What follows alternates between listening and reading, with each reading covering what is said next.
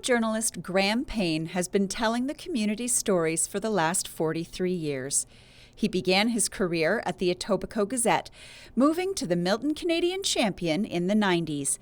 He's watched the town and the news industry evolve. When I covered the Pan Am Games in Indianapolis in the late 80s, we were shooting color print film.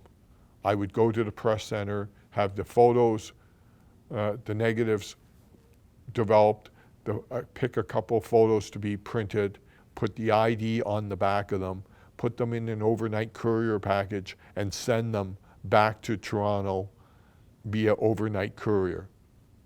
Nowadays, if there was a race at 5:05, they'd have the photo here. Over the years, he's told countless stories with integrity. Sports events were a favorite. Sports is so spontaneous that you either get the shot or you don't, and there's not a backspace. It's not like writing a story and you can't say, so, well, what was it like to win the 1500? Either the photo tells the story or it doesn't, and either you did your job or you didn't. That same skill of capturing a story's essence in a single moment can also be found in his spot news photographs, images that he's known for. When you do it and you, hopefully, I think, respectfully, you build respect from the emergency services people.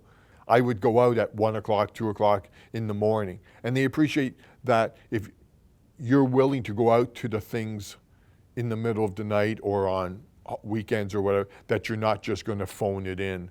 And it also becomes a thing when you've been around for years, you become a familiar face, and some of the officers that you photographed when they were out on patrol, as they move up to, let's say, sergeant, and you're calling them for him, you have a rapport with them. Those relationships allowed him incredible access that other photographers could only dream of, like getting escorted by an officer at Pearson to the air side of a plane crash while the rest of the press shot over the fence. After working for 4 decades, he has endless stories to tell. Meeting the Queen and Prince Philip was memorable. Covering numerous elections has been memorable, especially when there's been upsets. I also, some of my favorite photos were actually feature photos. Was covering a early morning swim at Lake Ontario, and as they were setting up, a kayaker went by, and just then hundreds and hundreds of cormorants took flight.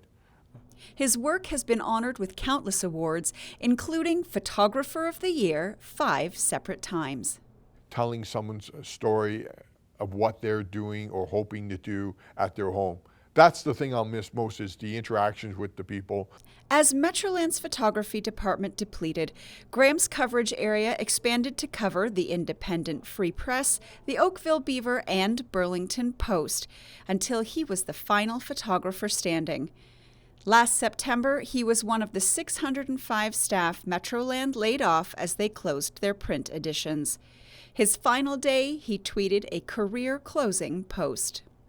What an honor it's been, and a privilege to be a photographer for all these years, with people inviting you into their homes and their lives type thing. And quite honestly, it really surprised me that it had over 50,000 views. There wasn't a single negative comment. It was all thanks for your work, and people included clippings that I had taken of their children decades earlier type thing, and what that photo meant to them. Heartfelt and very, very much appreciated. Thanks for telling all our stories, Graham. For Halton News, I'm Nikki Wesley.